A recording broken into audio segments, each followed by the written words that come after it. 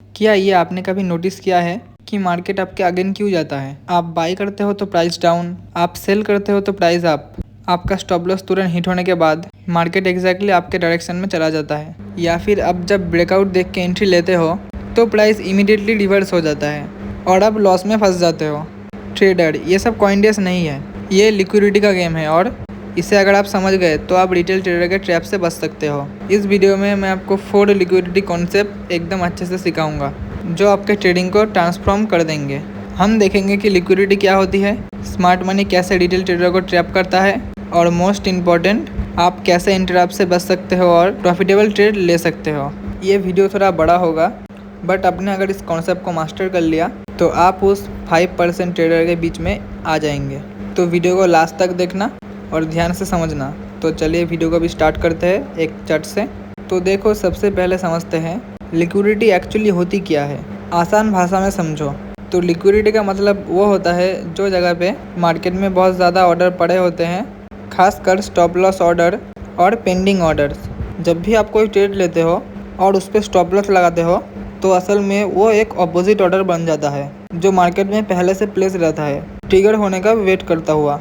अब ज़रा सोचिए, हज़ारों रिटेल ट्रेडर एक जैसी साइकोलॉजी फॉलो करती है। ज़्यादातर लोग अपना स्टॉप लॉसेस स्विंग हाई के ऊपर या तो स्विंग लो के नीचे रखते हैं क्योंकि उन्हें यही तरीका समझाया जाता है। नतीजा ये होता है कि इस मेजर लेवल के आसपास बहुत सारे स्टॉप लॉस ऑर्डर एक साथ हो जाते हैं। इसको हम बोलते हैं लिक्विडिटी पूल। ये प्राइस के लिए बिल्कुल मैग्नेट की तरह काम करता है। अब यहाँ पे असली ट्विस्ट आता है। बड़े इंस्टीट्यूशनल ट्रेडर और मार्केट मेकर, इन्हें हम स्मार्ट मनी कहते हैं, उन्हें अपनी बड़ी बड़ी पोजीशन फिल करने के लिए लिक्विडिटी चाहिए होती है। अगर वो जल्दी में ही मार्केट में भारी क्वांटिटी बाई या सेल करते हैं तो प्राइस बहुत जल्दी चला जाएगा और उसका एवरेज एकदम ख़राब हो जाएगा। इसलिए वो सिर्फ एक चाल ही चलते हैं। वो जानबूझ के प्राइस को उसी जोन में लेके जाते हैं जहां रिटेल ट्रेडर की लिक्विडिटी पड़ी होती है। वहां पहुंचकर रिटेल ट्रेडर के स्टॉप लॉसेस ट्रिगर होते हैं और उसी लिक्विडिटी का इस्तेमाल करके स्मार्ट मनी अपने बड़े ऑर्डर फिल कर लेते हैं और उसके बाद प्राइस को उसी डायरेक्शन में बहुत तेज़ी से मूव करा देता है। यही सबसे बड़ा रीज़न है कि लगभग 90% रिटेल ट्रेडर लॉस करते हैं क्योंकि उन्हें पता भी नहीं चलता और वो स्मार्ट मनी के लिए लिक्विडिटी प्रोवाइडर बन जाते हैं। लेकिन आज के बाद ऐसा नहीं होगा। आप इस पूरे गेम को समझ जाओगे कि लिक्विडिटी कैसे काम करती है, प्राइस क्यों लेवल से ऊपर नीचे जाता है और असली प्लेयर मार्केट को कैसे मूव कराता है। तो चलो अभी प्रैक्टिकल कॉन्सेप्ट में आते हैं।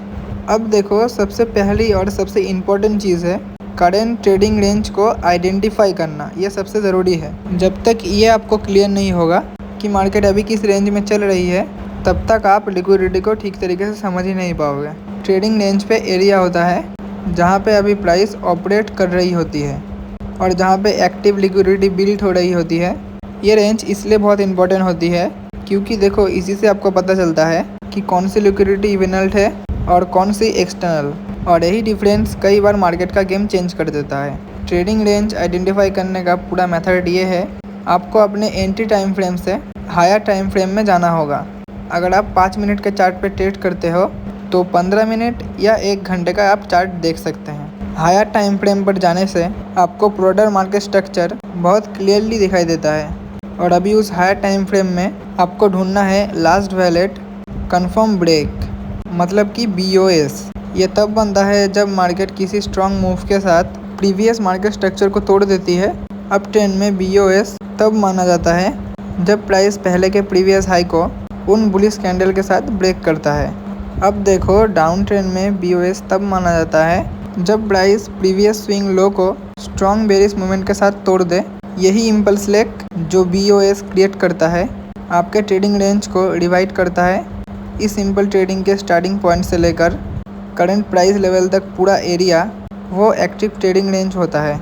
इस रेंज के अंदर जो भी स्विंग हाई और स्विंग लो है वो सभी इंटरनल लिक्विडिटी पॉइंट होते हैं और जो इस लेवल के बाहर होते हैं जैसे पुराने मेजर हाइज और लोज, वो एक्सटर्नल लिक्विडिटी जोन बन जाते हैं। एग्जाम्पल के साथ समझते हैं। मान लो प्राइस 100 से 150 तक एक बड़ा इम्पल्सिव मूव दिया और 120 के प्रीवियस हाई को ब्रेक करके अप ट्रेंड कंफर्म कर दिया। अब 100 से 150 तक का एरिया आपका करेंट ट्रेडिंग रेंज बन गया। इस रेंज के अंदर 110 और 120 और 130 के आसपास जो भी छोटे छोटे हाईज और लो बनेंगे वो इंटरनल लिक्विडिटी कहलाएंगे, और 100 के नीचे जो पुराने लो थे वो एक्सटर्नल लिक्विडिटी बन जाएंगे। अब आते हैं गेम के सबसे इम्पोर्टेंट रूल पर, internal liquidity and internal liquidity. ये दो कॉन्सेप्ट अगर आपने अच्छे से समझ लिया तो आपकी ट्रेडिंग सच में नेक्स्ट लेवल पे चली जाएगी। सबसे पहले बात करते हैं एक्सटर्नल लिक्विडिटी की। ये वो लिक्विडिटी होती है जो आपकी आइडेंटिफाइड ट्रेडिंग रेंज के पूरी तरह बाहर मौजूद होती है। आमतौर पे ये मेजर स्विंग हाई के ऊपर और मेजर स्विंग लो के नीचे होती है। अब थोड़ा लॉजिकली सोचिए, जब मार्केट बुलिश होती है और लोग यहाँ पे बाई कर रहे होते हैं तो वो अपना स्टॉप लॉस कहाँ पे लगाएंगे? ज़्यादातर लोग रिसेंट मेजर लो के नीचे, और जो लोग मार्केट में सेल कर रहे होते हैं वो अपना stop loss recent major high के ऊपर रखते हैं। तो साफ है इस ऑब्वियस लेवल के पास ठीक बड़े बड़े ऑर्डर पड़े हुए होते हैं। यही क्लस्टर कहलाते हैं एक्सटर्नल लिक्विडिटी, और यही स्मार्ट मनी के लिए सबसे फेवरेट हंटिंग राउंड होता है। जब बड़े इंस्टीट्यूशनल प्लेयर को मल्टी मिलियन डॉलर की एंट्री लेना होती है तो उन्हें बहुत ज़्यादा लिक्विडिटी चाहिए होती है। उतने लिक्विडिटी उनको इतने छोटे छोटे मूव से नहीं मिल सकती, इसलिए वो जानबूझकर ऊपर एक्सटर्नल लिक्विडिटी के मूव पर वहाँ पे टच कराता है। वहाँ पे रिटेल ट्रेडर का स्टॉप लॉस भी हिट करा देते हैं वहाँ पे, और अपने बड़े ऑर्डर्स फिल करते हैं, और उसके बाद असली मूव मार्केट में फिर से शुरू हो जाता है। अब देखो अक्सर ऑपोजिट डायरेक्शन में एक सिंपल एग्जांपल समझिए। रुको मैं आपको चार्ट दिखाता हूँ। मान लो मार्केट ने 18,000 से 18,500 तक रेंज बना के रखा है। 17,900 से 17,950 के आसपास बहुत सारे स्टॉप लॉस होंगे, खासकर उन लोगों के जिन्होंने सेल किया था। अगर स्मार्ट मनी को बाई करना है तो वो फिर से नीचे पहले प्राइस तक उसको लाना पड़ेगा, तो वो नीचे आके सारे स्टॉप लॉस को ट्रिगर कराएगी, वहाँ चीप प्राइस पे फिर से बाइंग आएगी और फिर मार्केट ऊपर की तरह चला जाएगा। यही होता है असली मैनिपुलेशन। अब बात करते हैं इंटरनल लिक्विडिटी की। इंटरनल लिक्विडिटी वो होती है जो आपके ट्रेडिंग रेंज के अंदर मौजूद होती है। ये कई फॉर्म पर दिखाई देती है, जैसे फेयर वैल्यू गैप FVG, जहाँ तेज़ मोमेंटम हुआ और ऑर्डर ठीक से फिल नहीं हो पाए, मार्केट अक्सर नीचे आके इन गैप को फिल करती है। फिर होते हैं वॉल्यूम इम्बैलेंस, जहाँ पे बाइंग और सेलिंग प्रॉपरली इम्बैलेंस नहीं थी, वहाँ इम्बैलेंसेस बन गई। और फिर आते हैं रेंज के अंदर बने छोटे छोटे इंटरनल स्विंग हाई और इंटरनल स्विंग लो। इनके ऊपर नीचे भी लिक्विडिटी जमा होती है, लेकिन एक्सटर्नल लिक्विडिटी जितनी बड़ी नहीं होती। अब यहाँ पे सबसे ज़रूरी बात ध्यान से समझिए, क्योंकि यही जगह है जहाँ पे ज़्यादातर ट्रेडर्स गलती करते हैं। इंटरनल लिक्विडिटी स्मार्ट मनी का फाइनल टारगेट नहीं होती। ये बहुत इंपॉर्टेंट पॉइंट है। स्मार्ट मनी इंटरनल लिक्विडिटी को पूरे फ्यूल की तरह इस्तेमाल करती है ताकि वो एक्सटर्नल लिक्विडिटी तक मूव कर सके। इसे ऐसे समझिए जैसे ताकि रॉकेट लॉन्च होने से पहले थोड़ा नीचे दबता है ताकि ऊपर जाने के लिए ज़्यादा ताकत बना सके।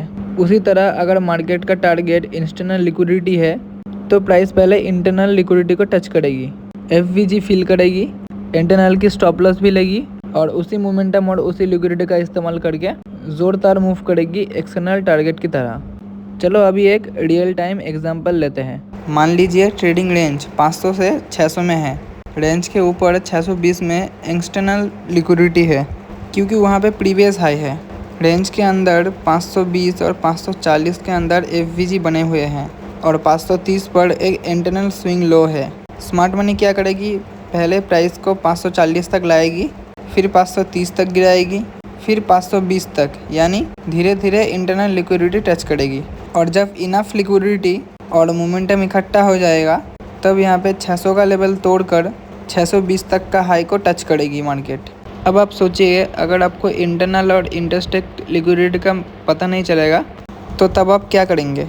आप हर छोटे मोमेंटम को बड़ा मोमेंटम समझ के वहाँ पे एंट्री ले लेंगे, यानी उल्टी ट्रेड ले लेंगे और बार बार ट्रैप में फंसते रहेंगे। इसीलिए ये कॉन्सेप्ट बहुत ज़्यादा क्रूशियल है। अगर आपने इसे सही से समझ लिया तो आप रिटेल क्राउड से अलग सोचना शुरू कर देंगे और मार्केट की चाल पहले पढ़ पाएंगे। अब आते हैं सबसे फर्स्टस्टैंडिंग कॉन्सेप्ट पे, लिक्विडिटी चेन या इनामिक लिक्विडिटी।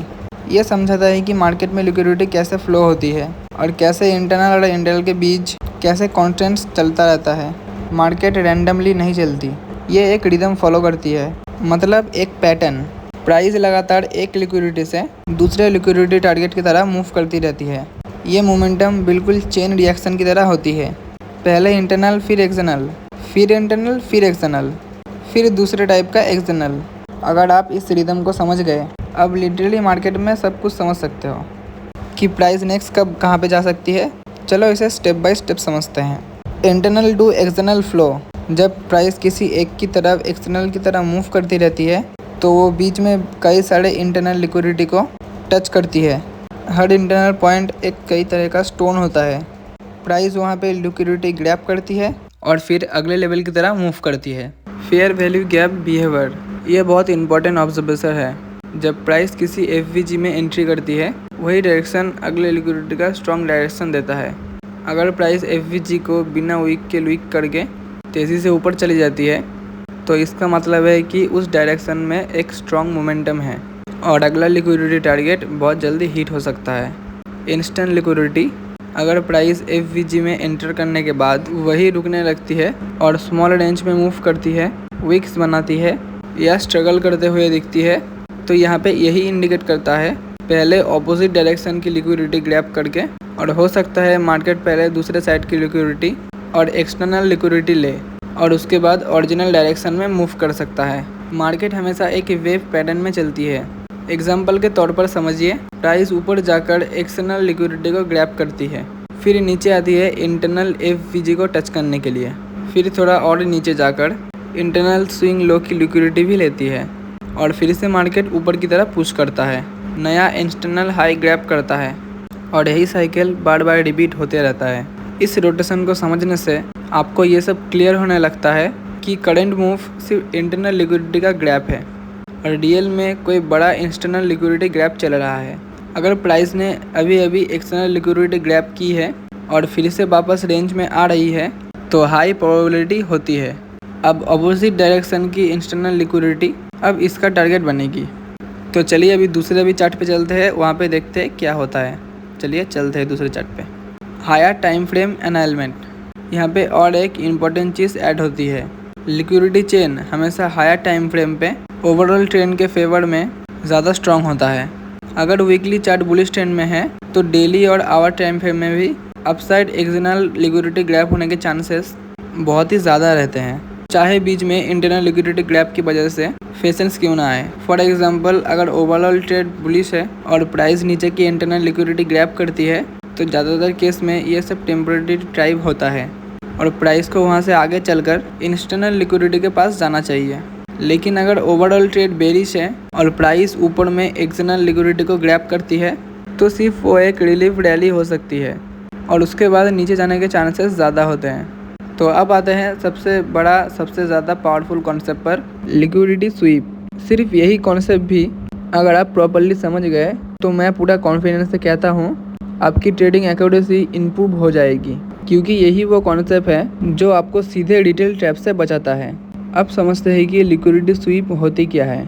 लिक्विडिटी स्वीप तब होती है जब प्राइस किसी की लेवल को क्रॉस करती है, ऊपर या नीचे वहाँ मौजूद लिक्विडिटी को ग्रैब करती है और इमीडिएटली उसी रेंज के अंदर वापस से कैंडल क्लोज हो जाता है। इसके बाद प्राइस अक्सर अपोजिट डायरेक्शन में ऊपर लिक्विडिटी की तरह स्ट्रॉन्ग मूव करता है। अब इसे विजुअली समझिए। मान लीजिए, रुको चार्ट पे जाते हैं, मान लीजिए यहाँ पे एक स्विंग हाई है, प्राइस इस हाई के ऊपर तक चली जाती है, यानी हाई का ब्रेकआउट दिखाकर ऊपर जितने भी बाई स्टॉप्स थे वो सब ट्रिगर हो जाते हैं और मार्केट फिर से नीचे आके क्लोज हो जाती है।